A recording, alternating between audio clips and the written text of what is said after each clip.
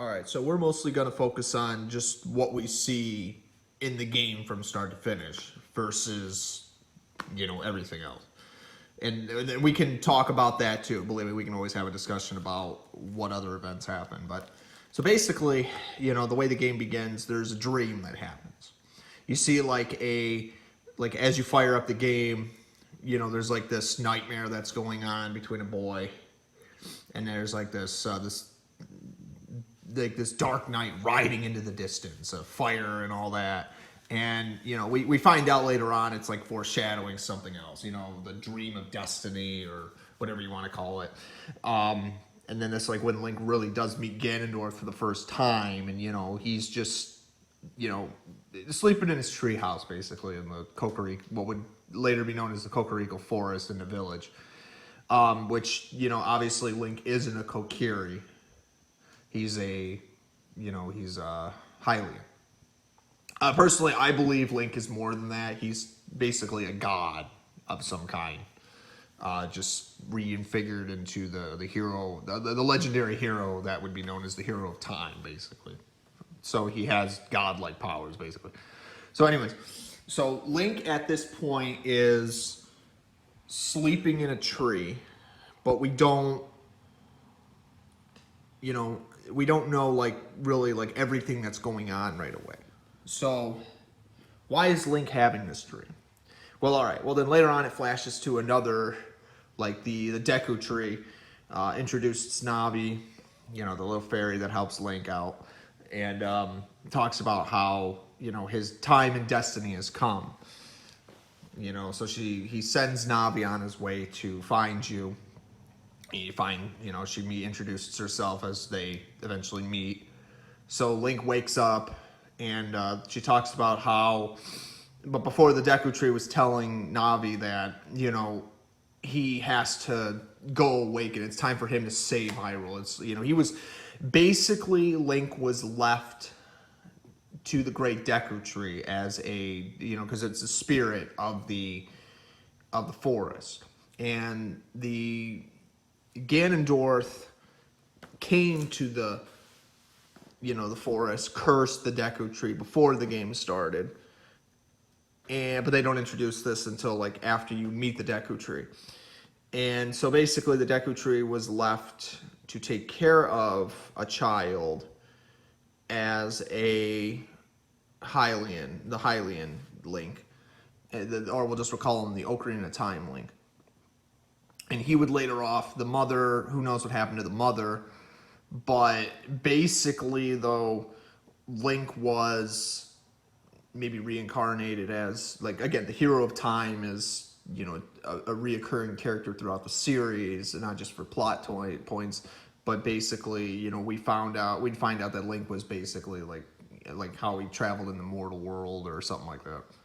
He basically could have just been blending in with the rest of the spirits and gods of the universe, because like they say, the three goddesses created the Triforce, so they had the whole world created, and then they sealed themselves in the sacred realm, and then they departed for the heavens again and beyond that, and wherever they went from there. So basically that's what had happened with that. So Hyrule was created, and it's still surrounded in mystery what it's about. Okay, so basically, Link ends up running around the Kokiri Forest and all that after he's introduced to Saria, I believe. Yeah, Saria. I always thought it was Sarah sometimes, but it's Saria. And Saria's really good friends with Link. Now, Link is really, like, at this point when Link wakes up, he's about 10 years old. We find out that Link is he is really good friends with everybody in the Kokiri Forest, and even some of them realize that he's not really a true Kokiri because he ages. The kids, because basically the way the kids work is they always stay in the village in the forest and they never age. It's kind of like a Japanese myth thing. Basically, the kids are immortal in the sense that they cannot ever age. So they basically can, live eternally, happy, doing what they do. I don't know if the same could ever be said if they were to leave the village, if you know how that would have worked out. But either way, Link was not affected by this. So, because he could leave and because even if he stayed, he'd still age, because he grew up in the Kokiri forest, basically. So basically, Link ends up, he basically is a child of destiny, and rightfully so, because somebody's got to be the hero, right? So Link ends up having to, after Navi tells him what to do and they introduce themselves to everybody, they go out and they try to find like all the treasures, like the Kokiri sword, you buy a Deku's shield, and then you eventually find yourself going to the Great Deku Tree after you run into Moko. I forget his name. The one that was always putting himself higher than everybody else, but he didn't really do much. Everybody else was doing his work, so he ends up. So what is it? Link ends up going and meeting the Deku Tree after Navi comes back, and then that's when they explain for the first time that how the Deku Tree was in the situation that he was. There was a man that came into the forest and demanded that he give him the emeralds, basically give him the emerald that he would need to open the sacred door, or the door of time, basically, where the Master Sword was, and basically where the pedestal that would lead to the sacred realm. So basically what we also find out was that Link and Navi and the Deku Tree would die, and its spirit would, because it's a god, would probably find a way to get reincarnated as something else, because it's nature, or maybe even beyond that. That's what I've always assumed. So the Deku Tree doesn't have much time. There's a monster living inside the Deku Tree that, obviously, because of dark magic and all that, that causes it to be reincarnated into the world. So it's Link's job to go inside and figure out what's going on. Now, the Deku Tree promises that if Link can rid the curse on him, or at least save the children of the forest, that he could basically, he'd be able to save the children, he would tell him the rest of the story, what had happened. He tells him a little bit now, but later on he introduces the rest of it and even more. So Link goes through the Deku Tree, finds out that there's a giant spider living inside of it. This would be Goma, by the way, kind of a recurring boss in the Zelda trilogy. Goma's a queen in this case, so it's a queen arachnid, yeah. Arachnic. So the spider dies, and Link fast forward to Link leaving the Deku Tree. The Deku Tree congratulates him in his final moments, and basically talks about how the world of Hyrule was formed, or the world that it takes place in. There were 3 goddesses: Nehru, Fiore, and Dean. Each one of the goddesses represents a piece of the Triforce, which is the basically holy power of the sacred realm, or even just that. It's just they grant powers. When and here's kind of a misconception about the Triforce that a lot of people kind of get wrong in some way or form. The way it works is the Triforce kind of has a mind of its own. A good example: A Link to the Past. The Triforce, basically, they call it the essence of the Triforce. When it's all formed together, it grants a wish to whoever touches it first. They even explained it in Wind Waker. But what's really interesting, though, is that even when it splits apart, or even when it's kind of got like a self-defense mechanism, sort of. Like, if something bad were to happen, it would still grant the wish, but it would also split, and it would it'd go hide itself somewhere again, where somebody would have to go back and find it again. Kind of like in Wind Waker. Again, Wind Waker's a good example. And even in Ocarina of Time, for example. When later on when Ganondorf like explains that he could only find two of them, but he could never find the last one. Where was the last one at? You know, because when we think of the Triforce, we always think that it's all three pieces are already together. But sometimes it's not always true. Sometimes the Triforce can actually dissipate itself. It's actually very interesting. So the gods are like basically testing the other gods out. You basically could argue that Link, Zelda, and Ganondorf and Ganon are basically gods and goddesses, sort of reoccurring characters with mystical powers that most people don't realize they have.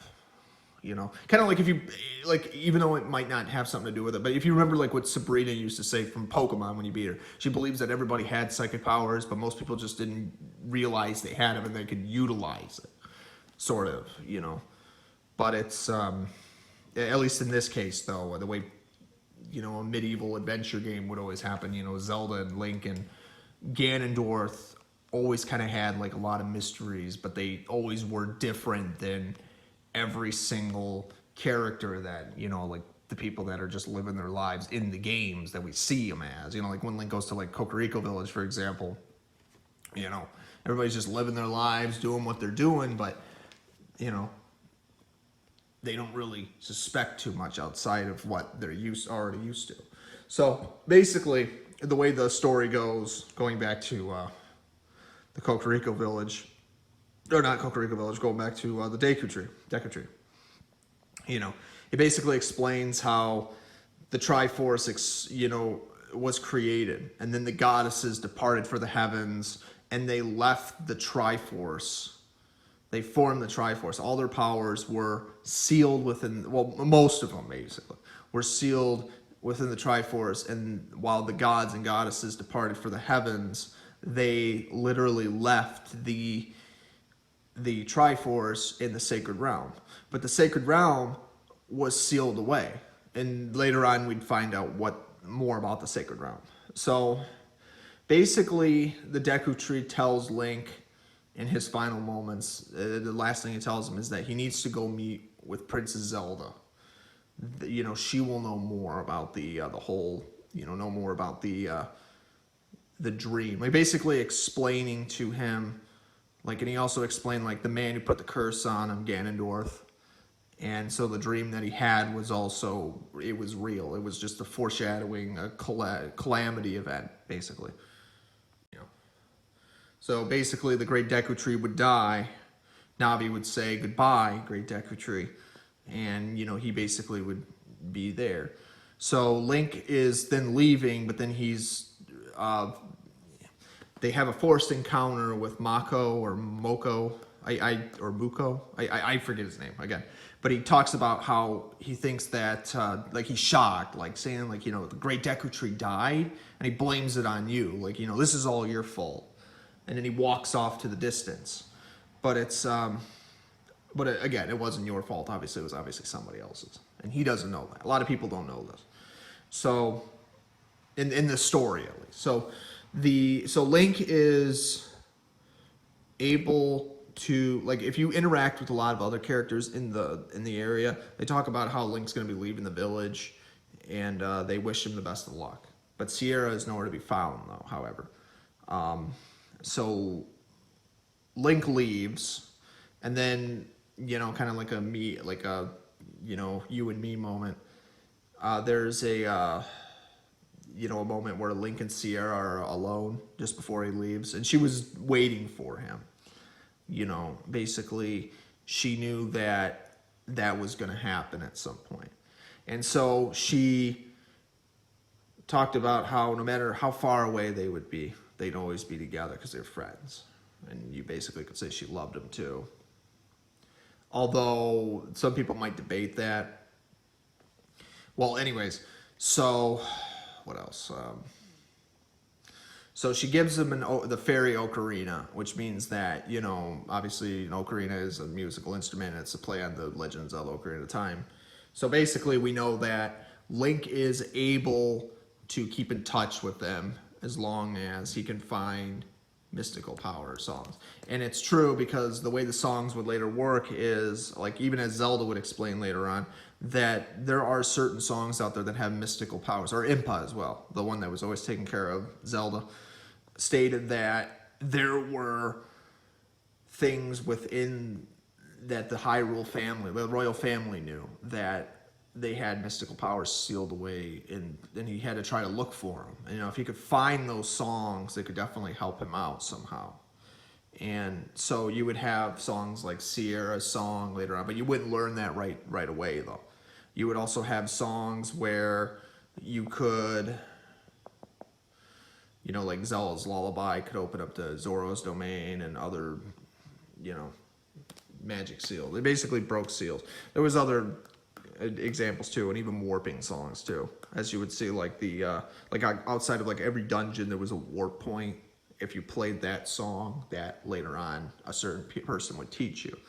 So what happens now? All right, so Link finds himself going into the the world of Hyrule, and then he's confronted by the Great Owl. The Great Owl then introduced himself and talks about how, a lot of the, like, what Hyrule is, and, how he's been chosen and all that, and basically telling him that he should always be careful, always looking out for him, sort of. So there's that. So basically Link has to find a way to, like, he can explore a few places and kind of like look around, but mainly his goal was to go to Hyrule Castle.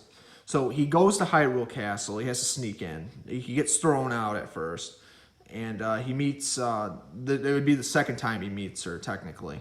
But there's what was her name? The girl from the Lon Ranch, or the Loon Ranch. What was her name? Was it Malone? Malone. So basically, he meets this country girl by the name of Maloon, or whatever. What was her name? So basically, she talks about how, she's trying to find her father, but she thinks that, he might just be sleeping somewhere because he had to go make a delivery of milk. And so she gives him the, the egg, and he's got to wait for it to hatch.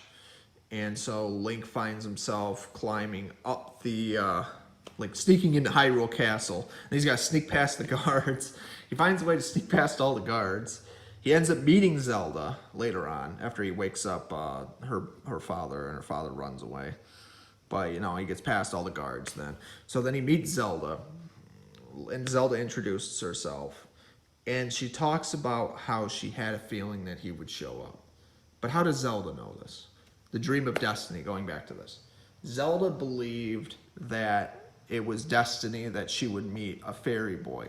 But the emerald, the Kokiri emerald that the Deku Tree gave Link in return for actually saving, the forest, he basically, she asked him if he had that, and you basically do. So she thought so. So she basically talks about how, she had this dream where there was like this foreshadowing, like talking about how like there's this dark empathy that's coming of some kind. And she believes that, like, she asks you if you want to look into the window. She explains she's spying on, people from the court, the garden room. So basically she talks about how she believes Ganondorf in the audience, chamber of audiences, standing in the with her father in the chamber with her father audience chamber. And then, Ganondorf, like, kind of sees her, but he doesn't, like, do anything, because he doesn't suspect anything. Like, at least that's what Zelda thinks. So what ends up happening is we end up finding out that, Ganondorf's trying to, he's an outsider. He's basically like a king of thieves, basically. And he's basically trying to find a way to make an alliance with the king, because he believes that his people are dying, but they're out in the middle of the Gerudo Valley. Gerudo Valley means Gold Valley in this case, if you didn't know that. I'll be honest, it kind of took me a while to catch on, but it makes a lot of sense when you think about it. the Ganondorf is a very interesting character as far as like video games go, because I always thought that, you know, Ganondorf wasn't always evil. See, this is what we found out about Ganondorf. Demise from Skyward Sword, when you beat Demise, he actually swears that he'll have a vengeance one somehow. Maybe not by his hands alone, but by some sort of evil reincarnated. Because he believes that, you know, because he's a god, he doesn't believe in giving up, but he doesn't give up at all, though. He'd rather fight to the death, sort of, over it. So he basically created Ganondorf and Demise and this infinite hatred, rather, cycle.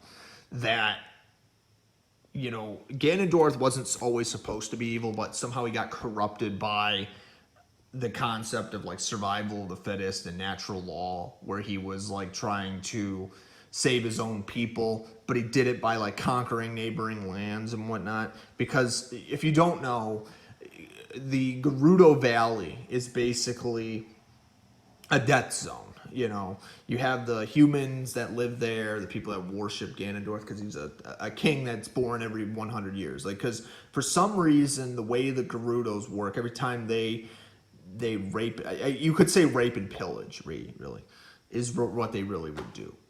Or maybe they have children with outsiders, because they're, again, a band of thieves, ninjas, samurais, whatever you want to call them. They are basically a bunch of very, very secretive, but at the same time, though, selective group of people that live in their own tribes, and they defend their own land and all that. But even their own land has been corrupted and tainted because of the atmosphere, and they see Hyrule as a chance to like basically merge. But the king didn't really, was kind of skeptical about stuff. Like, basically, this is what we know. And we found out over the years that even where it gets even confusing is, this is like talking about some of the stuff that they don't necessarily confirm right away, but like later on there's evidence, like with the Shadow Temple, for example, where like you have like Hyrule was doing some really shady things, as well as like if you play like Twilight Princess, and that's a different timeline, but it's kind of talks about some of the events that happened like before Ocarina Time that sort of related to Ocarina Time, where like you had like the Twi's and the Sacred Realm being tainted, and or the not even just the Twilight Realm, the Twilight Realm was tainted, and you had like all these different characters that were like from different areas of the world, all these parallel universes and whatnot, but they were all connected somehow. And so what happened was, it's like they created all these dark curses and all these different individuals, and they, you know, so, but the Shadow Temple basically was like a torture chamber, like, no, a camp, basically. A torture camp that basically influenced a lot of individuals. Now, I'm going to say this. I wouldn't be surprised that Hyrule has its fair share of dark secrets that even Link doesn't even know about yet. But at the same time, though, who knows, like, really who started what first. Maybe Ganondorf was really the good guy, and he was trying to get, for all we know, was trying to get his revenge somehow. You know what I mean? Who knows? Because obviously Ganondorf is a god, and according to his story, he's lived a lot longer than we think he has. So he's been around longer, and he knows a lot of stuff. So that's actually another plot twist to think about. But let's kind of keep it simplified, though. All right? So you also have what is known as the Sheikins, which there's very few of them that we know about. But at the same time, though, who were they really? As well as having ties to the royal family, having ties to the Kokoriko village, the Shadow Temple possibly. Maybe they had something to do with it. And who else are they related to? You know what I mean? It really does beg an answer. What are they really? What like all the things that are going on in Hyrule, what do we not know? Ocarina of Time made us realize that there's a lot more in the Zelda series that even Nintendo could just make a sequel to right away. Boom, there you go. I would love to see it happen. There's so many possibilities that Shigeru Miyamoto has left unexplained, and you know, it's not bad. You know, it's the Zelda trilogy really does write itself when they have a really good story that's there somewhere, you know. So anyways, so Link finds himself in talking to Zelda. And so there's a lot of stuff happening at once. Ganondorf's trying to get an alliance with Hyrule, and Hyrule's trying to find its way, basically prospering, rather. So, but Zelda talks about how she doesn't think that he's really a threat because he doesn't know what they're planning, so what they have against him, Ganondorf in this case. But she talks about how, she also had this dream, though. And she talked about how, she kind of went into it a little bit more, talking about like what the Sacred Realm was and how it's protected by the Door of Time, the Master Sword, and even the Ocarina of Time itself. Again, the title of the game has a lot to do with the story. Has everything to do with the story. So, what was Ganondorf planning? Well, basically, it comes down to this. So, they believe that Ganondorf is planning something sinister because he just looks evil. Wouldn't even trust him when you first met him.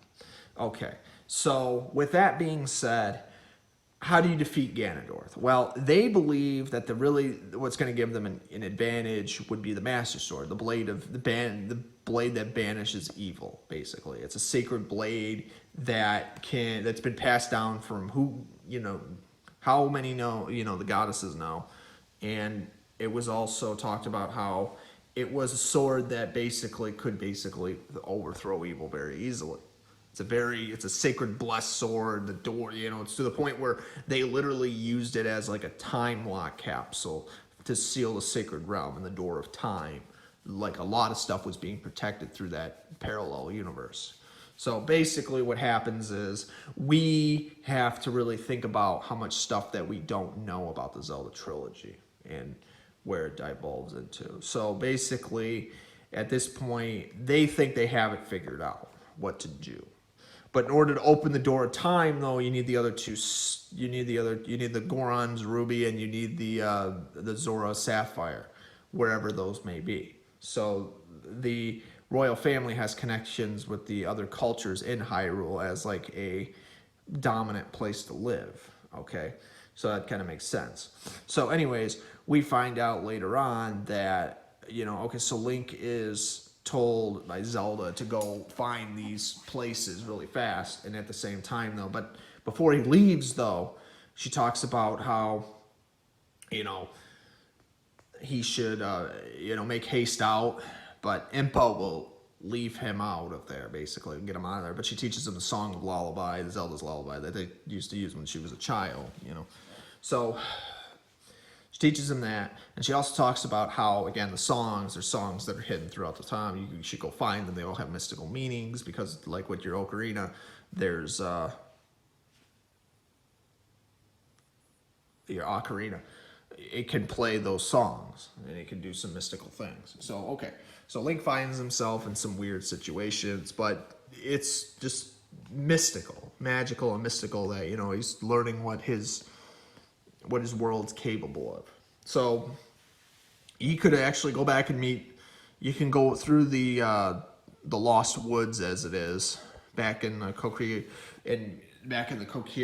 forest and go meet Saria again, and she can, obviously she's going to teach you that song at some point. You have to learn that song to progress the game, by the way, so you got to go get it at some point. You can learn the song. She'll teach Link basically right outside where the Forest Temple is. But you can't enter the Forest Temple, technically. Not yet, at least. So, you find out that, she talks about how she can telepathically, every time you play the song, there's like a connection there. So, she's out there. So, how Saria got past all the enemies and all that, maybe she's a goddess too in some ways, but who knows? Or maybe she just knows how to, she's just there somehow, right? But anyways, so you could also go to the Loon Ranch. You could also get Epona's song. You could also go, what other songs were there? You can get a few of them, like talk to people. So anyways, you find yourself, or you could even go to the royal family's tomb in the Kokoriko graveyard outside where the Shadow Temple is. You can't go to the Shadow Temple yet, but you can go and get, what else was there? You can go and find the Sun Song and all that. You can go grave looting and all that.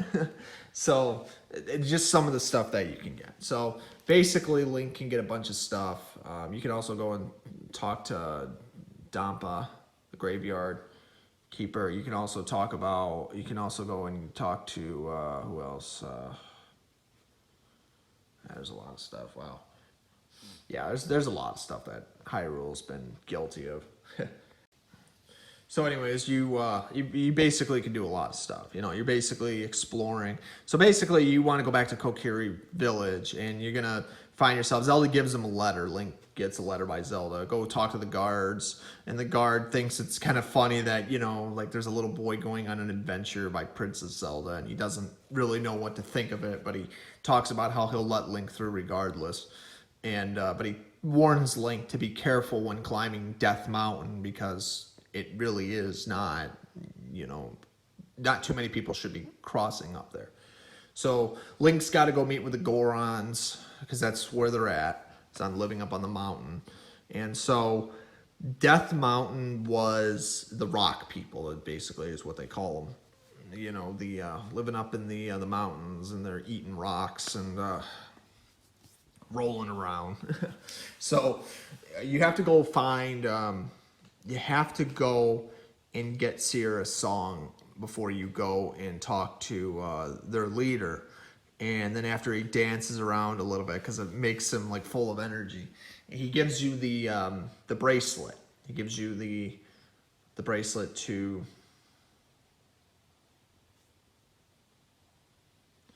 lift bomb flowers. So basically, the bomb flowers would give Link the advantage to being able to, you know, enter the second dungeon. So once Link goes and, you know, goes down there, enters the second dungeon, he fights his way through a lot of stuff. He finds his way to Dagongo's cavern, I believe. So anyways, you fight Dagongo, the king of the dinosaurs in this case. You kill him, and then you also have the so after he dies, then you have let's see, what else do you got to do?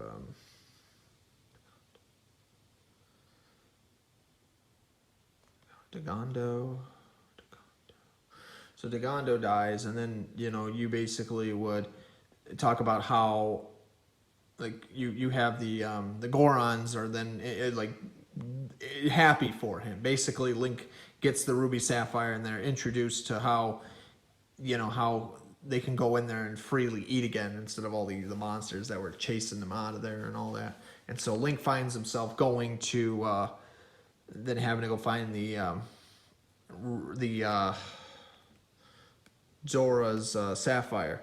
So, but at the same time though, Link finds himself eventually finding out he has to get a message in a bottle, and then he goes and meets with the Zoras and all that, basically talking about how Princess Ruto has been kidnapped, and that's the king's daughter, King Zora's daughter, that fell into Jabu Jabu's belly, which is the god that they worship, the fish god that they worship, who is basically where the third dungeon's at.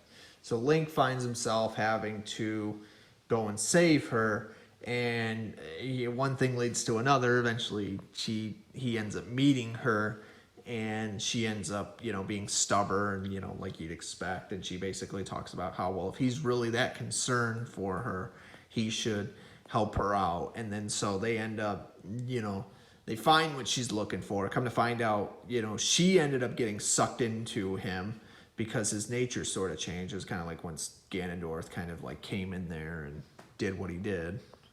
So,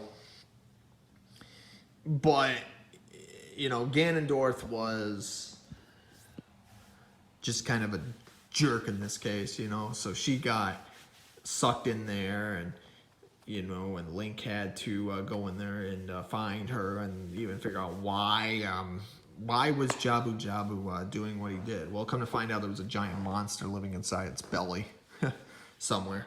So you had to destroy it, you killed it, and then obviously later on, but before all that, you know, there's the Great Octo that apparently some people think it ate. I wouldn't say ate. She just disappeared, like almost like she ran away somewhere else. and then the Zora, like you don't meet her until later on, but after you kill the mini boss, yeah, she just ran away. Rudo did. So basically, you find yourself like you kill the boss, and then you find out like in the portal that she scolds Link for basically like leaving her behind, even though she's the one that ran off, and then it actually tripped like an event mechanism that would cause her to. So it wasn't really Link's fault. It was more of like there was a trap that basically just happened, and that's why they got separated when they did. So. But basically, after the Zora, Link tells Rudo that he needs the sapphire, but she actually obviously teasing and flirting with him. Basically, talks about how she changed her mind, that didn't really think that he really she goes from scolding him to like she wants to be with him in every way imaginable because he saved her life. And she talks about how like that's actually an engagement ring, the Zora. So Link's gonna have a lot of fish children, and so basically that's what happens. So Link ends up getting the Zora, sapphire, and he has all 3 spiritual stones. Now Link is then going to head back to Hyrule Castle at this point, but it gets ominous and dark out. Starts to rain too. So we've already seen this before. This is gonna sound obvious. So once Link approaches the castle, the cutscene triggers. The castle gate goes down, and then all of a sudden you hear a horse galloping into the background. The background, you see Impa, Zelda, and the white horse riding into the distance. But they just go right past Link.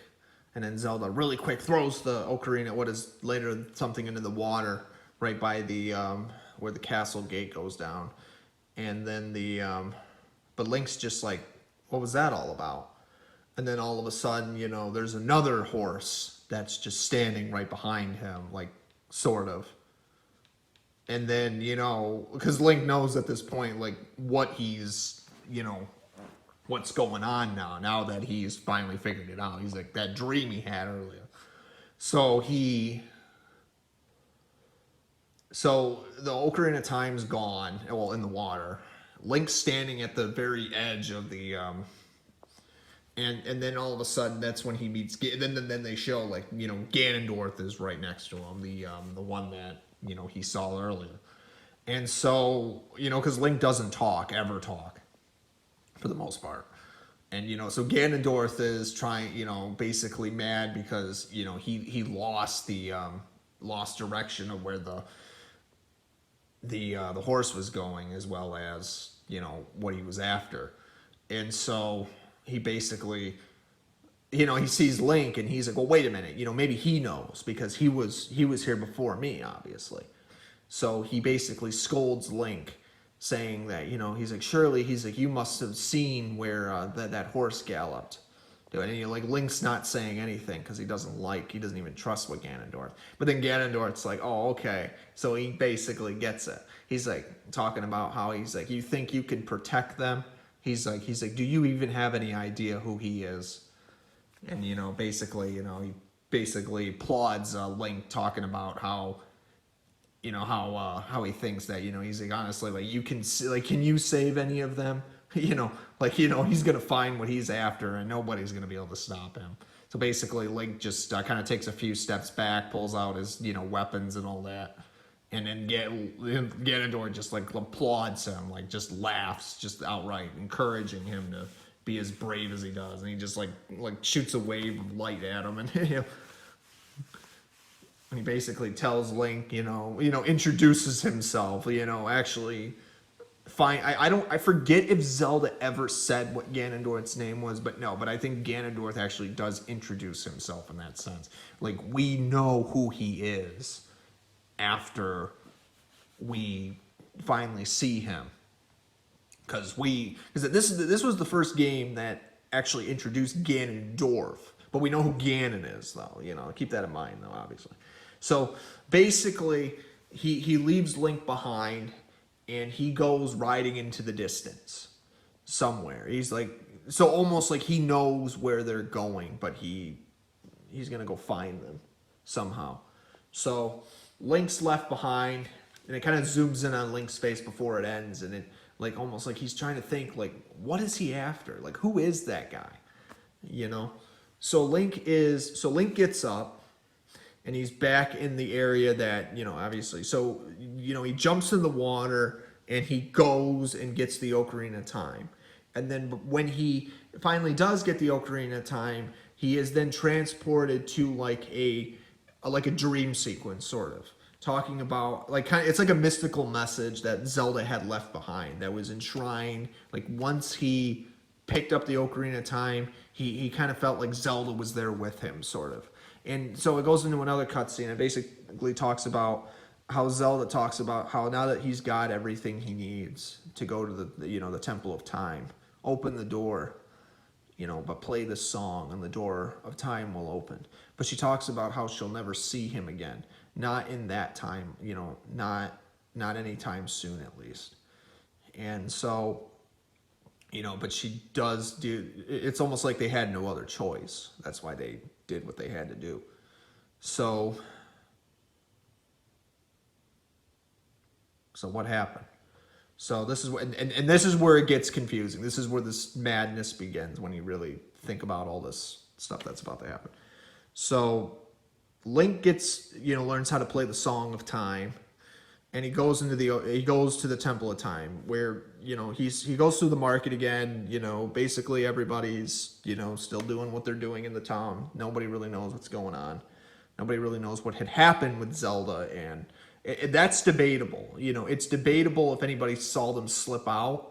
It's even possible, like, who really knows? Like, you can basically tell that, something bad happened in the castle, and that's what happened. Like, maybe Ganondorf, like, started something, he killed some people, but, we don't know that, though. Or maybe he was just after them, you know what I mean? Who knows what he did at this point? He probably started with overthrowing the kingdom and the king and all that, and he killed some people. That's how I kind of look at it. Because again, you have to understand, the Zelda trilogy always made us think about stuff.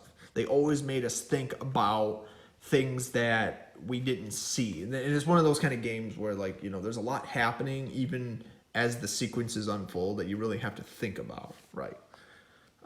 So anyways, so Link goes to the Temple of Time, puts in the three, stands on the time gate, and he plays the Song of Time, and and the three the keys, as they call it, are placed where they should be, and the door of time then opens up after a mystical flash. Link then goes through the first door of the Temple of Time, and we find out that there is a pedestal that has a sword sitting engraved in its pedestal.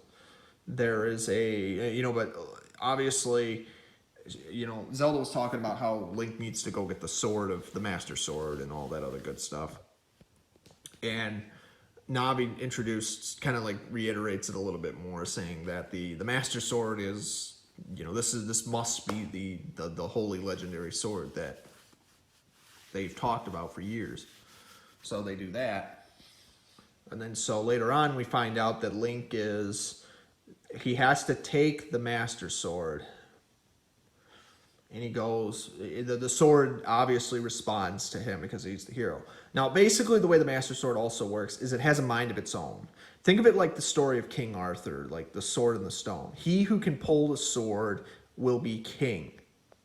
And basically you had like everybody trying to do it, but nobody could do it though, because they weren't worthy.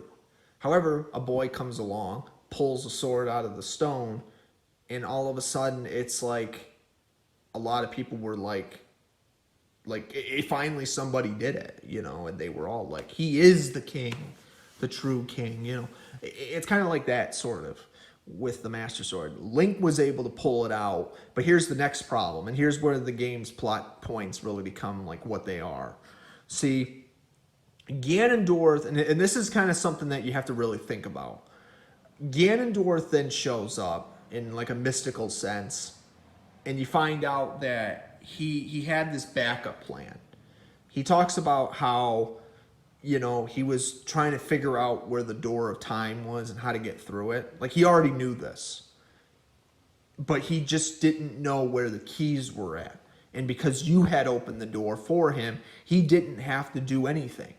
And then, Link took the Master Sword, which can kill Ganondorf. But basically the problem is, though, Link couldn't use it because he was too young. So he had to sleep for 7 years in a sacred realm.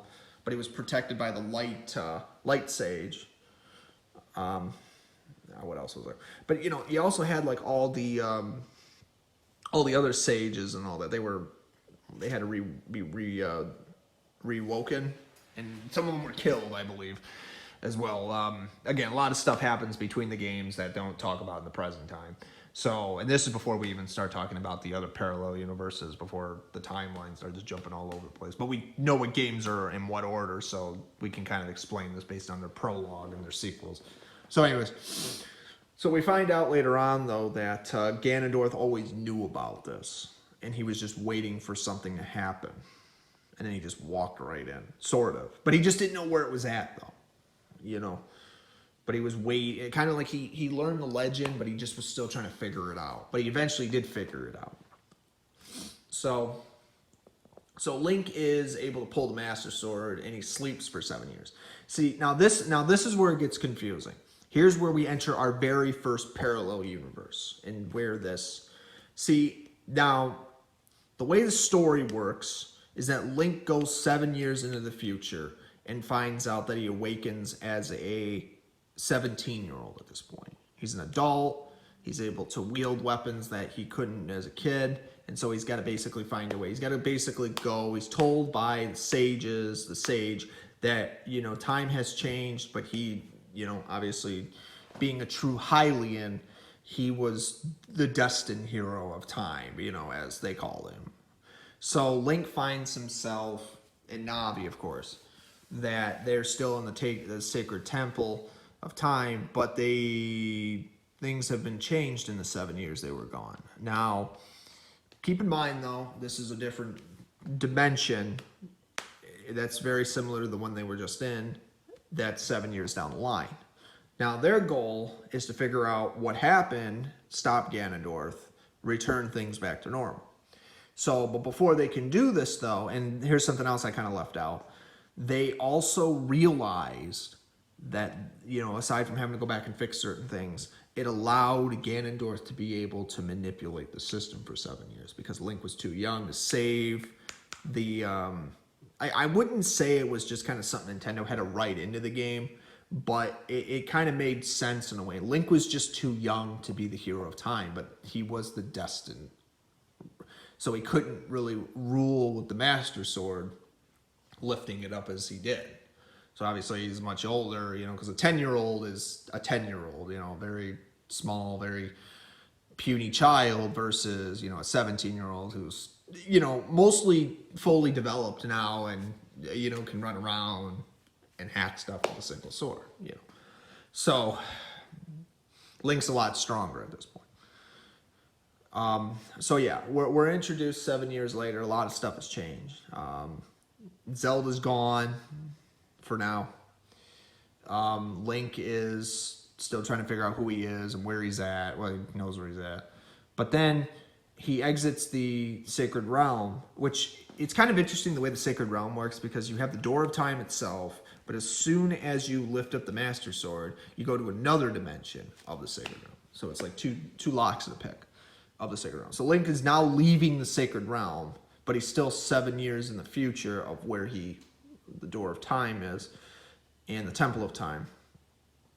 And he ends up meeting somebody else.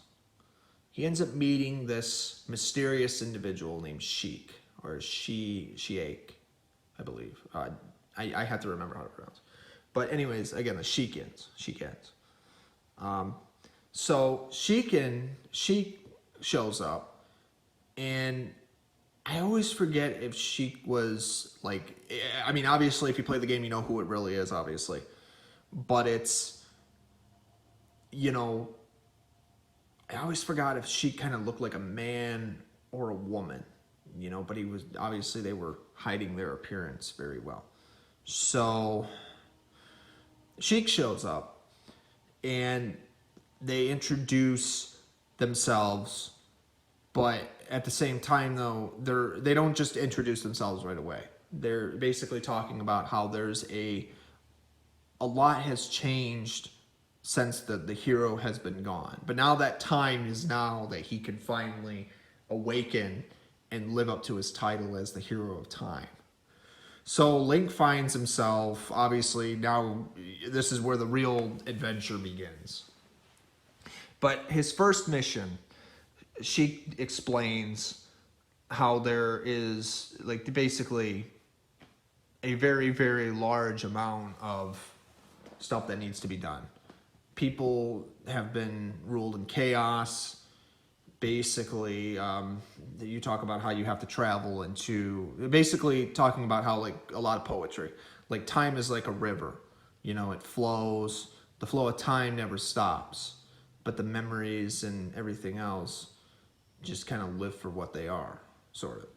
At least that's what they're getting at, though. So basically you find out that Sheik talks about how there's a lot of sages that need to be awakened. People, and even people that, and how time is cruel. How you can, you might have been missing for 7 years, but a lot of the people you knew, a lot of the things that you did are now changing.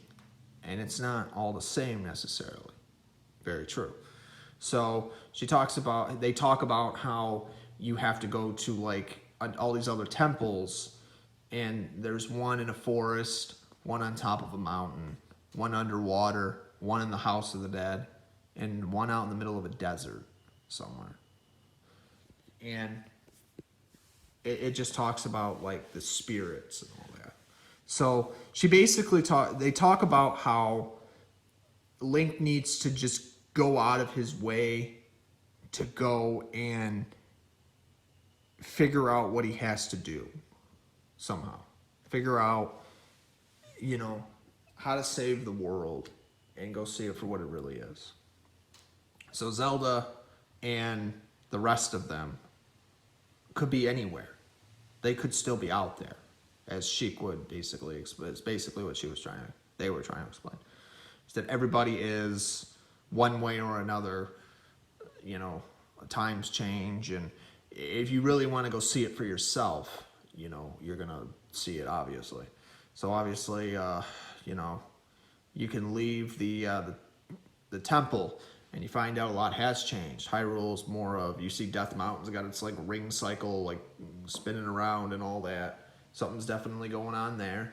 You also have the evil energy that, what happened to the Hyrule Market, as you'll see. Go to Hyrule Castle, and, it's obviously been changed into something else. Link leaves, and so you can't go into Hyrule Castle yet, unless you use glitches, but we're not going to do that. So anyways, you find out that, what else? So Link finds himself having to go back to what makes sense. He has to go, he tries to, like, travel to areas he's already been to. His first objective probably would make sense to go to the Forest of Time. That's basically the forest. That's basically the first place that she basically told Link, hey, go back there and try to get rid of the monster that lives inside the temple of the Forest Temple. So you find out what's in the Forest Temple. Well, so in order to get into the Forest Temple, though, you need the hook shot. And obviously you go find Dampé in the Kokoriko Graveyard. As you find out, the other characters that were in the Hyrule Marketplace are now in the Hyrule, are now in Kokoriko Village. So they fled there, and some places have changed. Kind of makes sense. A lot can happen in 7 years. So Link finds out that Dampé had died, but his spirit still remains in the graveyard. Kind of ironic, really. He was a graveyard keeper. Now he's a part of the graveyard. Okay. So basically, he promises you that if you can beat him in a certain, or finish his trials and keep up with him, he will give you what he considers one of his most valuable treasures. And so he gives you the hook shot that, you know, he was always holding on to even when he was a kid, or, you know, even in the past. So you get that, and later on you find out that, you know, you use it to get into the forest temple. But when you go back to the forest temple, it's been overrun by a lot of different monsters now, and, you know, obviously you still know how to get past it. And Mako is still there. Is still there. But if you played Sarah's song, he lets you through, though. You know, he's like, oh, you know Sierra? So you basically were allowed to get past him. So later on, you find out, you go through the forest temple. Just before you're out the forest temple, you know, Sheik shows up again. Kind of introduces themselves again, talks about how... But if you go there, though, Sierra's nowhere to be found. And and even if you try to contact her, you couldn't even do it before, you know. So Sierra's song doesn't work when you're an adult. Wonder why. So anyways, basically, one of the things Sheik introduced talks about how you, like, friends and family come and go a lot. A lot can change again in 7 years. Life is like a time of, you know, a flow of time, basically. You know, everything that you were seeing at that point in time faded. And so we basically saw that Link and Zelda, as well as everybody else he knew, were nowhere to be found. The people he grew up with, except for the Kokiris, were basically gone. As well as, and then some of the other people that he grew up with were gone as well, you know, somewhere else to be found. Maybe in the same area, but they look different. 7 years, because they age. Same thing with Link. So we find that out. Another good example, we find out that...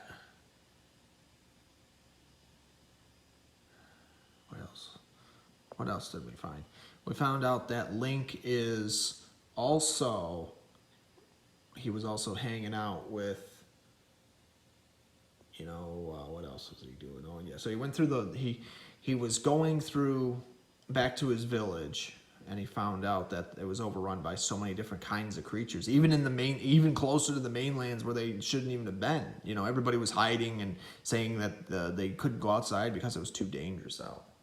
So basically, Link was told by Sheik that she'd teach him a song, or they teach him a song where they could go, you know, the Minute of the Forest, or the Muet of the Forest, or whatever it was called.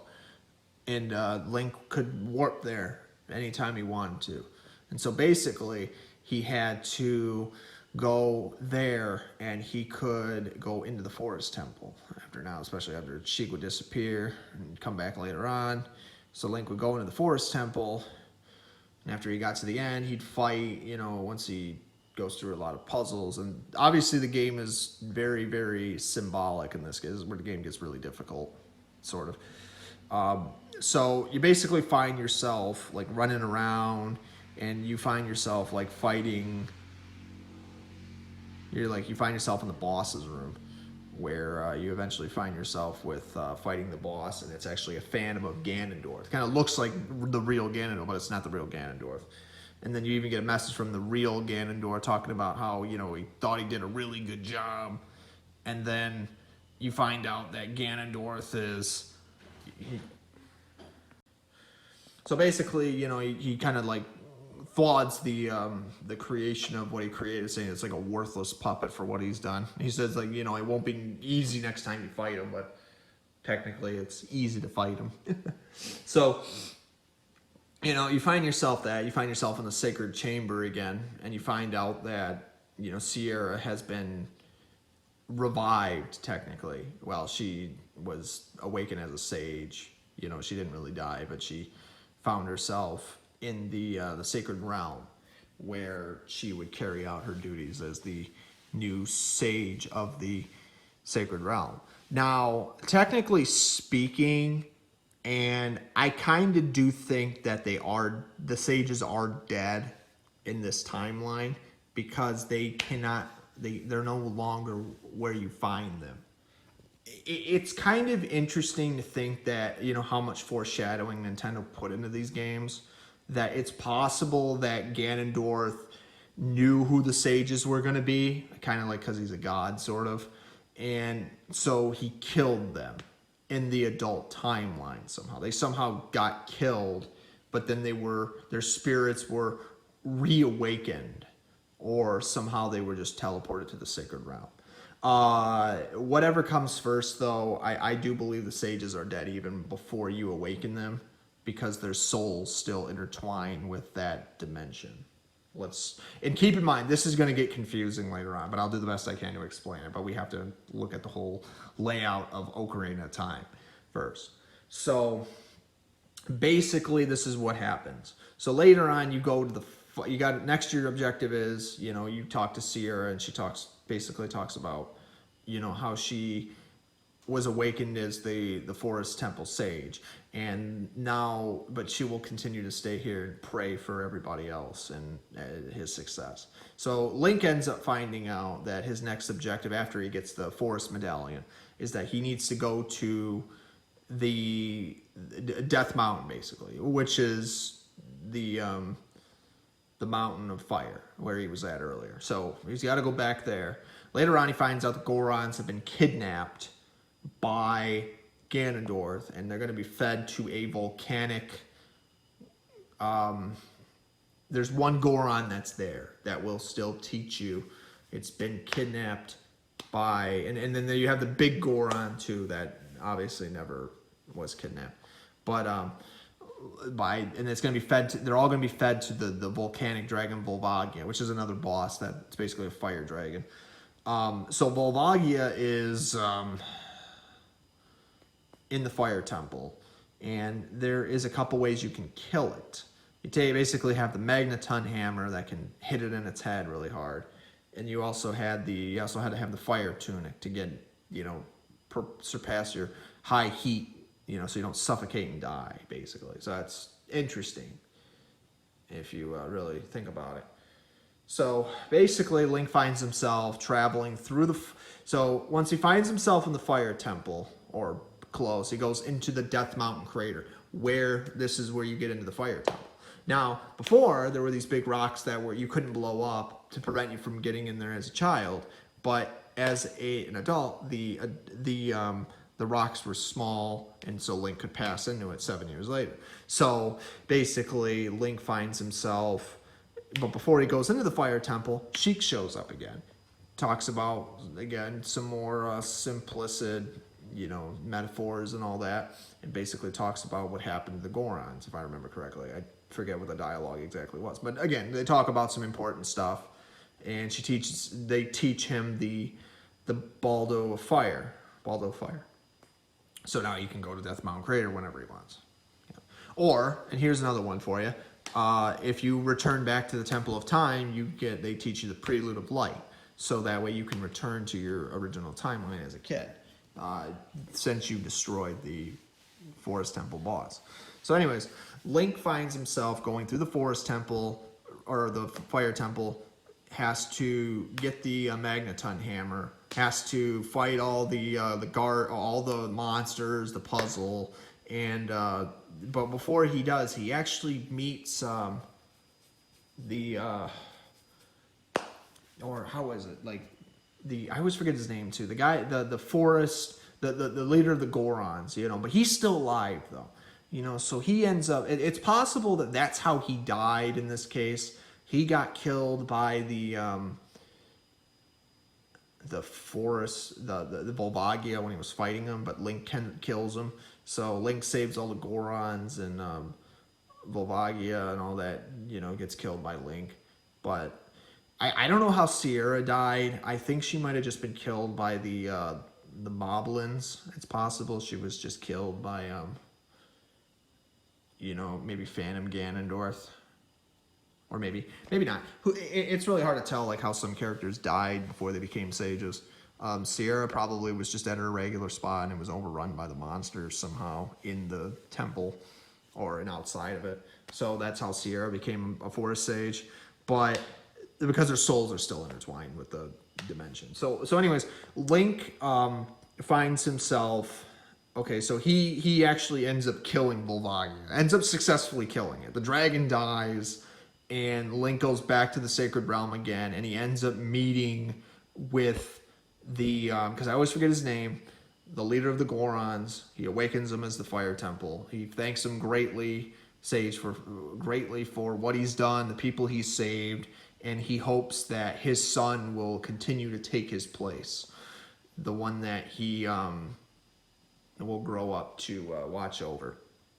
So again, Link gets the Fire Medallion. Now Link has to go. They make it clear now that Link has to go to the Water Temple. Now, the thing with the Water Temple is that Zora's domain has been frozen, and they basically tell Link, say, "Hey, listen, you should go there and see what you can find." So Link's like, "All right." So Link goes to Zora's domain, finds out that the Zoras have been frozen, and so he gets in there, and he's got to go through another dungeon so he can get the water, the iron boots. So after you get the iron boots, and obviously the prince has been frozen, or not the prince, the king of Zoras has been frozen, but you can't unfreeze him yet until later on when you get the cold fire that you can buy, and the cold fire allows you to, or the hot fire allows you to melt all that stuff in Zora's domain. And then he gives you the water tunic, so that way you can breathe underwater. It's gonna help out a lot when you go to the Water Temple. Water Temple's a bastard of a level, but you know, it happens. So you find that out. But once you get the iron boots in the little dungeon, you know, Sheik meets up with you again and basically talks about some other metaphorical stuff and what happened to Zora domain. But he's also talking about how she managed to, or they managed to sort of, maybe not save them all, but how they can save the land. If there's still some time, they could still save Hyrule from, but there's a curse underwater. The water's been liquefied and whatnot. So that'd be Morpheus you have to go fight. So Morpheus is the Water Temple boss. So after that, you find yourself, you go into the Water Temple. You actually meet Princess Ruto somewhere around there. And it's actually her soul. She's already been killed. How she died, I don't know exactly. I think it might have been by Morpheus. Could have been maybe something else. But she talks about how she waited for you. And then she leads you into a different area. But by the time you go up there, she's nowhere to be found. And she basically, again, scolds Link for, you know, saying that, you know, they're technically married, but he never showed up to their wedding and all that because 7 years later it kept her waiting.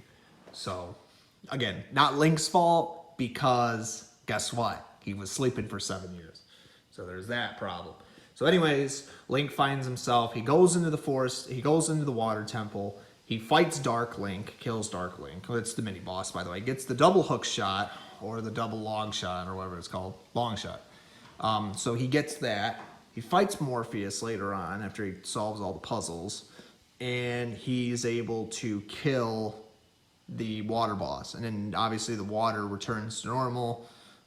Sheik is then waiting for Link again, and then disappears. But I also forgot to mention this. Sheik teaches Link the serenity of water, or something like that. Theme that he was allowed to go back to the Water Temple, like when he got the Iron Boots, before he went to the Water Temple. So we leave it off there. So the Water Temple's back to normal. The Zoras used it to pray and all that, because again, they're water creatures. And the water domain has been saved. The underwater domain's been saved. All right, so what ends up happening is later on, now Link has to go to the Shadow Temple. Now, the Shadow Temple is located in the Kokoriko graveyard, so it only makes sense that Link goes to the Shadow Temple through there, Kokoriko Village. So Link returns back to Kokoriko Village. Later on, you find out that Sheik's already there. Okay, surprisingly. And Sheik's like just staring at the well, staring at the water. Now, keep in mind at the same time, though, this was another detour you could take later on. You have to go there at some point, technically speaking. There's you have Cocorico Village, which has its own dark history. But here's where it gets even stranger. The bottom of the well. Now, in order to access the bottom of the well, you have to grab, obviously you can only do it when you grab the Master Sword. You have to go to the windmill guy as an adult, and he talks about how there was a kid that came there years ago, 7 years before, and he played a strange song, but you never forget it though. He teaches it to you. So you go back in time, you play the song as a kid. Basically, in order to do the dungeon, you have to go in there as a kid. So Link goes in there as a kid and finds himself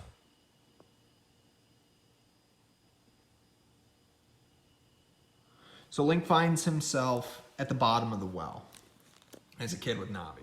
And basically, the dungeon is you have to find the Lens of Truth. The Lens of Truth is very useful. It can show you things that you cannot see with mortal eyes, as they describe it. So Link goes down there, gets the Lens of Truth, leaves, and then he has it later on as a kid. It's like the Shikian's main symbol, the eye, as you can call it. You can see things. So anyways, Link can see things that most people cannot at this point. Okay, so the Shadow Temple is full of illusions and death. But later on you find out, but in order to get into the Shadow Temple though, you have to have Din's fires, well you have to light all the torches too. But in order to get up there you need, but before all this, we see that she gets attacked by like an unknown force. It's like something else. Places on fire, windmills on fire, a bunch of crazy things happen. So basically, the bottom of the well had something stored there. The later on, the boss of the temple, it would be called the Bongo Bongo, basically. It's possible it had a lot to do with what Hyrule was doing at the time. The Shadow Temple is a concentration camp, basically. What was going down there, it's very debatable still. We don't see it, but a lot of disturbing things. So what happened there was basically the Shadow Temple misled. It can really show that Hyrule itself had a dark spot. Maybe definitely they weren't being honest with everything they told us. A lot of executions and all that, executions and executives and all that, executions and all that. I mean, it's a lot of deaths, basically, whatever you want to call it. So executions and what's the other word? Torturing, basically. So people died, things died, whatever else was down there, and whoever was responsible, directly at least. It's possible that Bongo Bongo was actually hate reincarnated somehow, and that's where it came from. It was originally sealed, but it got out somehow. So then it found its way into the Shadow Temple. So Sheik also talks about how you might want to be careful when you go in there, and that's what you're going to be fighting. So you fight Bongo Bongo. But of course, there's a lot of crazy other things in there too, a lot of death, a lot of puzzles, so you got to really use your wits and your courage to figure out how to get past it, right? So anyways, yeah. So you learn a lot about Hyrule's lost history. So Link goes there, he fights Bongo Bongo, kills Bongo Bongo, and then he frees the mage, or the Shadow Temple sage, which is Impa, by the way. Now, Impa, it's possible that Impa was killed. I don't know exactly who killed her. Maybe it was Ganondorf, possibly. Because the last time we physically see her is when they're being chased by Ganondorf. Or maybe she was killed by... Yeah, or maybe they were killed when they were being pursued by maybe one of the characters. The more I think about it, I think she might have been killed by Bongo Bongo or something else, because they did state that she went to the Shadow Temple not too long ago, and then that's just where she ended up. We don't see her, but that's where she was, though. So if that is true, then that's what happened to her. But yeah, so okay, so then you have the what else was there? I'm trying to think, how did the Sage of Light get killed too? You know, now that I think about it, was it not Rudo, but Rado? What was his name? He was already dead technically, but maybe he was a Sage of Light rather. He was probably already dead. But anyways, I have to double check. Maybe Ganondorf. Was it Ganondorf that killed him, or was it something else? Again, a lot of different things we think about, you know, that don't really happen. You don't really see in the game, but it could have happened, right? Head scratchers, as they call it, and nightmare fuel. So, anyways, what else do we have here? So Link finds himself in the Shadow Temple, frees Impa. Impa talks about a lot of stuff about how, you know, what he's done and more of the connection to the royal family, and how he should watch over Zelda if he ever runs into her again. So we find out that Link, and here's where it gets really complex. Now Link has to go to he actually has to go to the Spirit Temple. Now where's the Spirit Temple at? Out in the middle of a desert, right? Okay, now this sounds familiar, right? So in order to get to the Gerudo Desert, now we get to learn about Ganondorf's territory. So this is going to be interesting. So again, Gerudo means gold in Japanese, the element. So Link has to traverse through a fortress full of thieves, and he also has to find a way to get across a dead desert. And he also, again, using the lens of truth, and then he finds out, but also he has to rescue the carpenters that were kidnapped by the women, the thieves, anyways. So Link is then granted a pass by one of the later on men. You know, they let him come anytime he wants, and they basically say that, you know, he'll be able to cross anytime he wants. But he needs that pass in order. After you rescue the carpenters, once you do that, you'll be able to go there anytime you like. So that works too. So anyways, Link is able to then cross. Now he's got to cross the desert, and then he's got to go to. Then he ends up going into the desert, where he finds out he actually finds the Spirit Temple, but there's nothing he can do right now. See, it's a temple that makes you have to time travel. You have to go back and forth between a child and adult. Kind of like how in Metroid Prime 2, where you had the light and dark portals, and there were certain puzzles from the opposite side you had to interact with in order to go and do that. And they did the same thing with Ocarina of Time. The temple itself was alive, basically. Everything was sealed away. So, but before this, you know, Link, obviously as an adult, there's nothing you can do there. There's no doors you can open. There's no passages you can slip through. So you have to leave. But before you leave, though, Sheik ends up shows up and introduces herself again. Now, Sheik shows up and talks about how you have to time, again, like I said, you have to time travel through time and as a child and that, so that way you can get into the temple. Now, she teaches you the Requiem of Spirit, or whatever it's called, and Link goes back in time, the Prelude of Light, goes back in time, goes back there as an adult, you know, because that's the only way you're going to get there as a kid. You know, you can't go back through the desert. You can't even technically cross, even though there's people that have found something that you can do there later on, but that's just the way it is. So, but technically speaking, that's how Link slips through everything. So, another thing worth noting, what else? So you're in the Spirit Temple as a kid, and this is where you meet a woman, and I forget her name, a very beautiful woman too. She is actually the sage, the Spirit Temple sage, as we'll call her. Later on, she talks about how, she basically asks you a few questions like why you're there and what she's doing there. And she's basically trying to find a silver gauntlet so she can lift heavy objects, so that way she could proceed later into the dungeon. Because what's in the dungeon later on is, you know, some other wicked stuff. But what we find out, though, is that, you know, she can't slip through the little hole that's been enshrined to the side, but you can slip through it.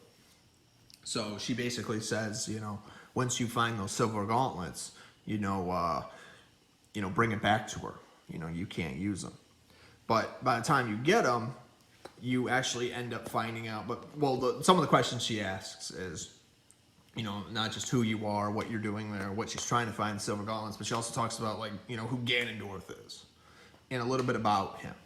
Talking about how, like, every 100 years, like, you know, males are never born into the Gerudo family. So they basically would make the next one a king. And Ganondorf was that one. So that's what we found out as a celebration of some kind.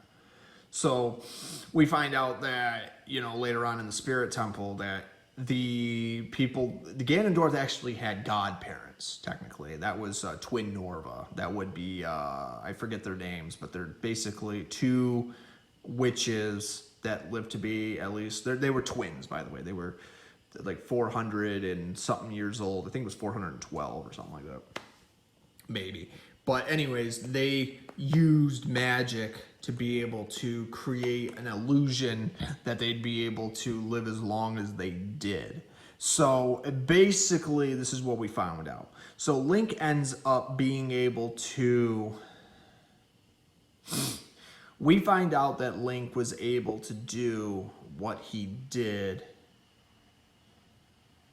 and Ganondorf was even standing in his way too, because Twin Norva took care of Ganondorf even when he was a kid, and they raised him technically. The two sisters did, anyways. One was fire, one was ice, fire and ice. We also found out as time went on that they were practicing a lot of... That's basically where Ganondorf grew up, was in that temple, basically. So they did a lot of interesting things there. So the witches showed up once Link got the silver gauntlet, and basically... They did some scary things to their own people, too. Twin Norva was doing... You could say they were doing, like, evil experiments on them, too. Like, the Gerudos were being turned into Iron Knuckles. If you don't know this is actually very interesting. The character models for the Iron Knuckles are actually... They're brainwashed Gerudos that have been enshrined, and they've tampered them with armor, and they forced them to fight under, like, a free will or something like that. They're, like, under, like, a curse or something. You can actually see it, too. There's actually videos of the models on the internet. It's actually really interesting. So the Dark Nuts and the Iron Knuckles are actually different associations, as you could tell. So yeah. Anyways, I think it's really cool how they came up with this concept. So yeah,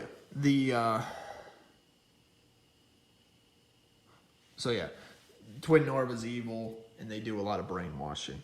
They actually make this clear later on with some of the characters later on, as you'll find out. Later on, they kidnap. So like Link opens up a portal with the portal that he opened up with, he opens up the chest, he gets the silver gauntlets, and then the characters that are down below, you hear the two Twin Norva, the sage is she's putting them in into a dark portal, and they're just like flying around on their broomsticks, and she basically sees you and tells you to run. You know, what they're using is black magic, and it's powerful, you know, so they put her in a time vortex and send her to somewhere else, but you know, she's there still, but they brainwash her, and you actually have to later on keep this in mind. So later on, okay, so this is what we find out. The silver gauntlets can be used now. The silver gauntlets can only be used when you're not as a kid, but as an adult. So Link can make progress throughout the rest of that temple now, and he can actually get somewhere. So Link ends up finding out in the in the Spirit Temple that's where they did a lot of rituals and all that. You know, obviously the Egyptian style, you know, the means of life and all that. So Link ends up finding himself in such a situation that's really interesting to begin with.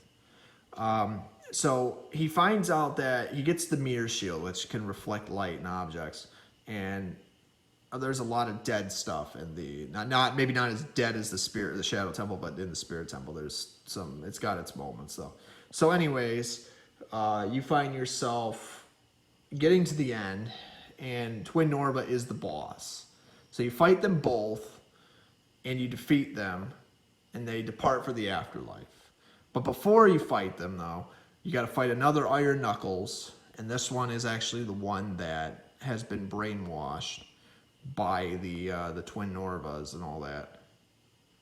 The Twin Norva and all that. And then later on, you free her, and you free... I forget exactly what happens, like how it works. You free her, but then it's like they still make her disappear, but you save her after Twin Norva technically arises, after you send them into the,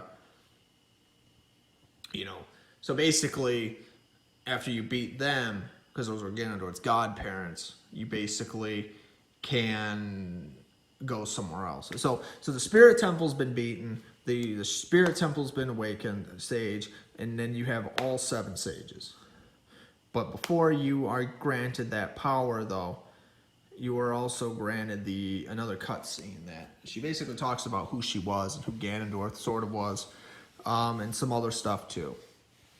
So we have all the 7 sages. Again, obviously she was killed by Twin Norva, the spirit sage. So she dies, or her spirit's entwined still. And then you're talking to the main light sage again. He basically talks about how you can now go to fight Ganondorf because now the seals can be broken, and you can. But before you do that, though, you have to go to the temple of light again, or the temple of time. Go talk to Sheik. Meet Sheik there. Now Sheik eventually shows up again, but this time it makes it all clear. This time you find out that Sheik really wasn't Sheik at all. It was actually an altered costume by Zelda. So Zelda was still around. And she explains what happens. She was trying to hide. She was trying to, and she gives you the light arrows, talking about how, it's like one of the only ways to kill Ganondorf. One of the only ways. You find out that there's a lot of stuff that happens where she basically talks about, like, after that day happened, that there wasn't really much they could do because, there was only so many things that could kill Ganondorf. And that is true. That is very true. Because, like, Ganondorf is not just, he's a god, basically. The same thing with Link and all that. They basically talk about, like, how the Triforce works. He had the power, Triforce of power, Din's power. Zelda has Nehru's love, and Link has Foray's courage, if I remember correctly, if that's how that goes. Wisdom is what Zelda has. She has all this knowledge and whatnot, and mystical powers too. But when Ganondorf, but when the Triforce is touched by somebody that they believe is pure evil, it only grants them, like, some powers. It doesn't grant them all of it. The other 2 then go to the rightful owners, which they believe are, one is courage. That's where the other one was at, was Link. Link had that in his, as well as Zelda, but in order to find the other Triforces, though, you had to bring them together. But the thing was, though, they were already within the people. So Ganondorf had his, and she still needed the other 2, but, the other 2 would already absorbed by the other 2 people, and eventually you find out later on this is what happens. So Link goes to try, so you have to go to the Hyrule Castle, and you got to get in there, and you got to fight Ganondorf. You got to find a way to fight Ganondorf and bring him down. That's the goal. So you get in there, you fight a bunch of... Now, Ganondorf knows you're coming at this point. Before he kidnaps Zelda, and basically talks about how he's going to extract all her powers, and same cliche you see with a lot of villains. But Ganondorf has a plan, though. See, Ganondorf realizes that he can still get the other 2 Triforces. He just needs to figure out how to extract the energy. So he has a good plan for a villain. So he's trying to, he wants to save his people, but he also wants to conquer Hyrule for his own gains, basically, and establish his own immortality. So he has this. So Link goes to Hyrule Castle, finds out that there's seals that are preventing him from getting to the upper floor. That's where Ganondorf basically is. So you have to. All the sages are able to help you out there, and then Ganondorf eventually you can find your way up to the top floor, and you find out Ganondorf's like playing the organ and all that, and you get up there, and eventually you find out that, and you get into the room with Ganondorf.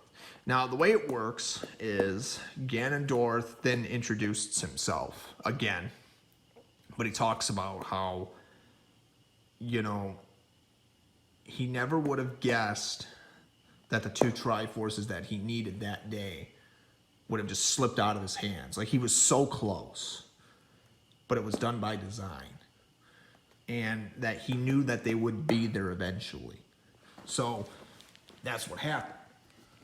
So Ganondorf ends up getting the Triforces, but not before actually having to fight you to the death for them, though. Like, sort of. Like, he doesn't have them yet, but he basically tells Link, as well as Zelda, that because he's playing the organ, he's trying to extract all the energy out of her for it. But he basically tells Link that, since he's already made it this far, he'll basically, he's going to take it from him one way or the other. And he commands that he does it somehow. So, basically, he decides to challenge Link to a duel, as it is. And the easiest way to fight Ganondorf, the easiest way to pinpoint it, is that the easiest way to kill Ganondorf is with the Master Sword, but you gotta stun him though. You gotta get him in with his own magic, and then go in there and hit him a couple times. Or so you gotta hit him with a light arrow, kind of stun lock him, and then you can just spin slash him until he dies. It's the easiest way to knock him out, basically. So after Ganondorf ends up losing, he tries to collapse the whole castle. And Zelda comes down and talks about how, he went mad with power, basically. Maybe he wasn't always evil, but, we don't know 100% of, who Ganondorf was. So I think Ganondorf's dead. Castle tries to collapse, but, Zelda helps you escape, right? All right. So you get to the bottom. Zelda apologizes for a lot of stuff. And it's almost like it's over with, right? Well, no, it's not, actually. You fight Ganondorf one more time. This time you fight him as Ganon. But this time you can kill him, though. Sort of. So Ganon tries to use the rest of the Triforce to bring him back to life. Or the Triforce of Power, rather. And so you end up killing Ganondorf with the Master Sword. And you stab him in the head with it after it's all said and done. And then, okay, so now this is where the confusion begins. All right, if you've made it this far. So the way the game ends, it's kind of like you'd expect. Ganondorf is defeated. Zelda return, and we see that the Seven Sages, as well as Zelda, use a lot of the energy they have to stun Ganon one more time, and open up a portal where they basically send him where he can't get out, or at least for now, anyways. So, because they realize they can't really truly kill him, because he's, again, a curse, rather. So, after that's all said and done, all the sages open up a portal, he curses all of them, and then later on we find Zelda and Link just kind of floating in, mid-sky somewhere, and she basically apologizes to him that there was nothing she could really do right away. It wasn't that she didn't want to, it's just that she didn't really have much of a choice, granted their situation, being that she was young, and being that Link was still young, he couldn't just fight Ganondorf right there and end it. So, and nobody would believe her right away. Zelda knew. See, the one thing that really, really, really, if you really could learn something from Ocarina of Time, was that it was always, you could have the right proof and all that, but it's everybody else that doesn't believe you, because they didn't have those mystical powers, because they didn't know. It was human ignorance that allowed Ganondorf to get away with what he did, basically. Because the king could have just said he didn't want the alliance with Ganondorf back 7 years ago, but later on, but he ended up getting that way, and then they had to try and travel to find him later on and vanquish him for what he did. But of course, you know, they can't kill him; they just send him somewhere else for, you know, as Ganondorf rather. So he'll continue to keep coming back somehow. So what ends up happening is, but here's where it gets interesting though.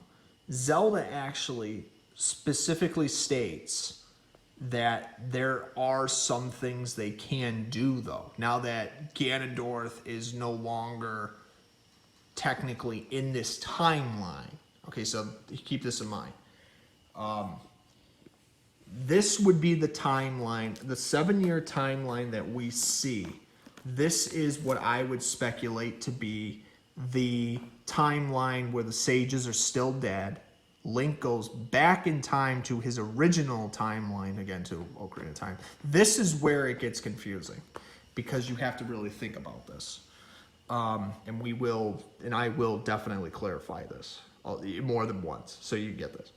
So basically, what happens is Zelda tells him that he should go back 7 years and relive what he missed out on because he was sleeping for 7 years and it was kind of her fault, sort of. But it wasn't really all her fault. It was also, you know, just they had no other choice. The timeline and life are cruel. Like they said, like, you know, she said to Sheik, you know, time is like a river. The stream of time still flows, but all the memories and self-preservation should live on somehow, one way or another, whether it's free will or it's all set in stone somehow, you know, one way or another. So Link goes back in time as the credits are rolling, technically. But, you know, but you think about all the times that Link was able to put the Master Sword back and all that. He could return to his timeline whenever he wanted to, as long as he put the Master Sword back. But the thing was, though, Ganondorf still was in control. That much was true.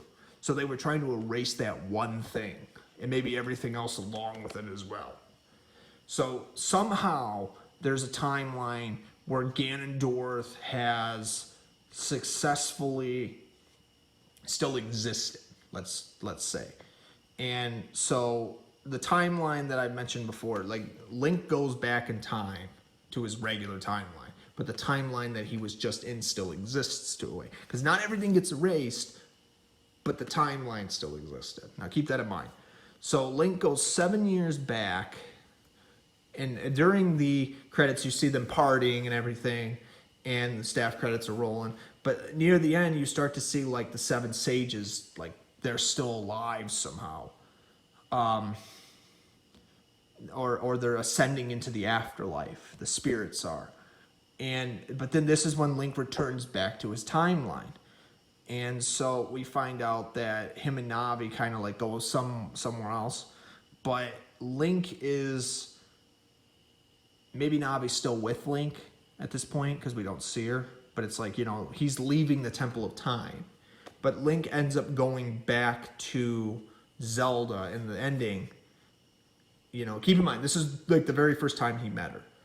And so we would find out that he knew who she was, still knew what was going to happen. And because of that dream, she still had that funny feeling that she would meet him, even for the first time. Is it possible that Zelda also still knew what happened? Because she also has the ability to predict the future? Possibly. And even Ganondorf still knew it too, sort of. But what happens now is the game ends. But here's where the confusion begins, though. You know, the timeline itself and the ending to Ocarina of Time. So Link goes back in time, returns back to, we'll call him the Ocarina of Time Link for the sake of matter. Now you have 3 timelines. You have Ocarina of Time itself. You have on the top, it's Wind Waker. The next game in the timeline, next below, I think it was, I'm trying to think what the next game was. In the middle timeline, and then you have Majora's Mask takes place in the very bottom. Now, basically, this is what happens. Obviously, there's multiple timelines that exist in the Zelda universe. That much is true. Even Nintendo's confirmed it. But here's where it gets kind of confusing. They say that Link is dead in the middle timeline.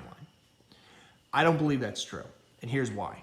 Because there are reasons to believe that while there are parallel universes, Link is more than just a mortal. You could argue, kind of like take like the Rick and Morty approach, if you're somebody who's watched Rick and Morty, where they time travel. There's a Morty and a Rick in every single universe, somehow. Infinite Ricks, infinite Mortys, infinite parallel universes. Think of it like that. But the same thing can be said about Link. How is it that there are infinite timelines, and some of them which Link doesn't even exist in? And so it's like the same, and when you really think about it, it would have to be a different clone of Link. Maybe Link is just that. Maybe he's a god. That's why I think that, this kind of makes sense, because Link isn't supposed to be in those timelines, but he's still himself, though. He's never been killed, but it's just he wasn't in there. He wasn't in that time. Let me give you an example. So you think about Wind Waker, okay? Wind Waker's timeline takes place sometime after Ocarina of Time. They don't say how much longer, but they say at some point, though. The way the opening credits go for Wind Waker, as soon as you fire up Wind Waker on the GameCube, it states that this is just one of the many legends that the people speak of. So it's like the parallel universe that Ocarina of Time took place in 7 years later still existed. That world still existed, and they were telling it from the perspective of the people. So here's where it gets confusing. Link, they talk about how Hyrule was a land of opportunity and all that, and it's a flourishing land. But then all of a sudden, one day, an evil man showed up. He had this power, and he wanted to take it for himself, getting the Sacred Realm and breaking into the Triforce. And then, with the power at his hand, it just seemed like everything was burning, and there was no hope for the people. And then all of a sudden, they talk about how there was a hero that showed up. Like as if their prayers and their dreams had finally been answered by some higher power. Here comes this hero that they've never seen before, but his mission was very clear, to save those people. And so he drove Ganondorf and Ganon away from what those people wanted to live for. And so Ganondorf was then later removed from that timeline because he was able to stop him. But the sages, though, were still dead in that timeline.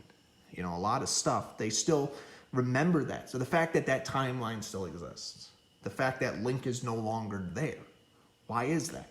Because Link traveled through time. He wasn't originally from that timeline. He went to a parallel universe, saved those people, erased certain things from happening, but certain things still existed. Like the sages were still dead in that timeline. But Link went back. But they talk about how Ganondorf came back, though. But the sages couldn't. Why was that? Because Link was in a different timeline. By the time Wind Waker was taking place and we played as Toon Link, the King of Red Lions was the king of Hyrule. And we found out that but it was the same Ganondorf, different Zelda, but, they took her and put her as a different character. They hid you think about it, the characters were hidden because they realized that the same characters were in a different timeline. So they passed on the role to another individual in that timeline. Like Link, for example, he went back to his original timeline. The Ocarina of Time Link passed it on to Toon Link because he found out that he was going to a different timeline. Link was going back to his timeline, enjoying his time, and maybe he wanted to go on another adventure. Maybe he also wanted to figure out if everything was all right where it was at. So he went into the world of Termina. So Link went from the Ocarina, the top timeline, back to Ocarina of Time. Then he went on Majora's Mask, the very bottom. And at the same time, though, the middle timeline explains that the hero is dead. But maybe somewhere down the line, they created another parallel universe. But Link wasn't in this parallel universe because he had already, there's multiple dimensions, but this is because Link can time travel and go wherever he wants. Again, the spirit of the hero and the gods and their order and all that. We basically know that Link is able to not just time travel, but he basically would have gone to another dimension because he was already in another dimension.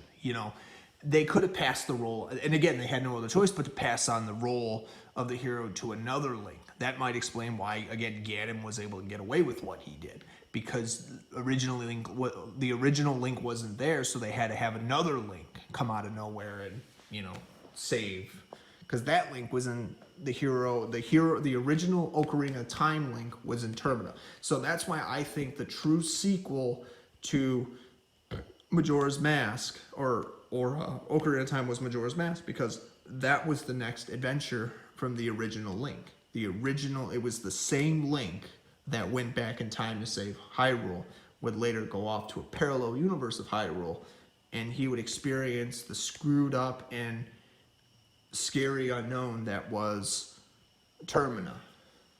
Imagine that. Imagine meeting all these people, and you're like a god of some kind, and you traverse to like another dimension where you meet those same people from another dimension. Just how screwed up life really gets when you look at it from a different perspective. You know, natural order and the world of Hyrule and all its mystical, magical powers, right? So basically, this is what we're getting at. This is why the Zelda timeline is as confusing as it is, because there's a lot of things that are happening at once that a lot of people don't think about. That it's real easy to get all caught up in and not really realize it too, you know, because but once you really start breaking it down, it does make a lot of sense. You know, when you start up Majora's Mask, you see a young Link and a young Epona that was from Ocarina of Time and all that. Makes sense. So that makes sense that Ocarina of Time and, you know, Majora's Mask would take place the way they do, and hence all the foreshadowing for like Twilight Princess and all that, I believe, is next. Whenever that takes place. But basically, this is what I'm getting at, though. So that's why Link couldn't return back to Wind Waker's timeline, because he was already somewhere else. He could have if he wanted to, but he already was in another dimension. He was trying to figure out those problems. It is also possible that Link can clone himself. Again, we've seen before that there is more than one Link. We have seen under certain allegations that Link can create clones of himself. He can do things that most people cannot. He's got those sacred powers. Again, that's why I think Link is like a combination of a god. At the same time, he is also he's got mystical powers. And he has been in situations where, while it might contradict certain things, but he was capable of doing those things. Again, you can also see other Zeldas, other Links, and it kind of does make sense when you think about it. You know, they had no choice but to find somebody else to do it, because the original hero was somewhere else. I'll give you another example. In Wind Waker, the King of Red Lions, again, the original King of Hyrule, stated that that's who Ganondorf was. How did he know so much about Ganondorf's return? Because he was there when it happened. How did he die? Probably by Ganondorf, right? Kind of makes sense when you think about it. Not only that, but he also stated that the original Ocarina of Time Link shattered the Triforce and he hid it in the ocean. So Ganondorf couldn't find it. And then he flooded the land of Hyrule, you know. So Ganondorf couldn't have what he wanted right away, because now he had even more of a job that he had to accomplish. So basically, and if you think about it, even at the end of Ocarina of Time, Wind Waker, it even states even more that Ganondorf was, when he was defeated a second time, it basically talked about how the Triforce really did work. The one who touches it first would have his wish fulfilled. And depending on how serious that wish was, would be what happens, you know? And because the King of Red Lions basically touched the Triforce before Ganondorf, you know, the King of Red Lions wanted to give his land to a newer generation. Not just to Ganondorf, but to the people that wanted to live in that sacred land. So basically, he basically told Ganondorf, may you drown with this land, or like, you know, the water and all that. So it's very interesting how they predicted that, or how the plot synopsis, like how they wrote it into the story. Like, again, I think Ocarina of Time, and even after I get done making this video, I think I'm going to play through it again. It is a beautiful game. It really is. like how Nintendo wrote the series, how Koji Kondo's music just kind of made it feel alive, and all the people that helped them out over the years, because I can't remember off the top of my head how many people did what. But, you know, it's just amazing how that series really spoke a lot of volumes to people. And hopefully this video kind of explains it a little bit better. There might be some other stuff in there that I wouldn't be surprised that is debatable. Where at in the Zelda timeline it might have been answered, where it hasn't been answered. But I do believe that there is more than enough evidence to believe that if we dig into it enough, we can figure out exactly what this series is about and what it details. So if you have any questions, please let me know. But I will be more than willing to answer them if you want another explanation for a certain part of the Zelda timeline, or any game for that matter. So hopefully this kind of explains it, because as much as people do love the game, yeah, the answers are there. It's just a lot can happen within the time period that we don't see, or we do see. And, you know, maybe what you might consider one of your favorite games of all time, and you might not know certain things about it still. So hopefully this kind of explains a lot. And if you stuck to the end, you know, you got my respect too. So again, subscribe and like this video.